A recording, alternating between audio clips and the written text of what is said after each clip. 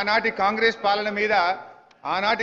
పాలన మీద కలమెత్తని కవి లేడు, గలమెత్తని గాయకుడు లేడు. ఎందుకంటే అధ్యక్ష ఒక ఇవాళటి పాట కాదు అధ్యక్ష, ఆనాటి కాంగ్రెస్ పాలన మీద గద్దరన్న ఏమన్నాడో ఒకసారి వినిపిస్తా.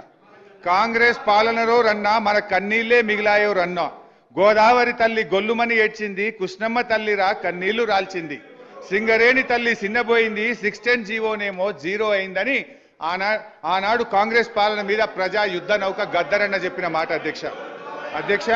అందశ్రీ గారు ఉత్తరాన గోదావరి ఉప్పొంగి ఉరకనేమి, దక్షిణాన కృష్ణమ్మ దర్జాగా పారనేమి, నీళ్లు లేక నోళ్లు తెరిచిన బీళ్లను చూడు, మా పల్లెలన్నీ బోసిబోగా తల్లడిల్లుతున్న తల్లి చూడు తెలంగాణ చుక్క నీళ్లు దేదేన దాన, మా గోడు తెలంగాణ బతుకు పాడైన దాన అని అందశ్రీ గారు ఆనాటి కాంగ్రెస్ పాలన మీద రాసిన పాట అధ్యక్ష.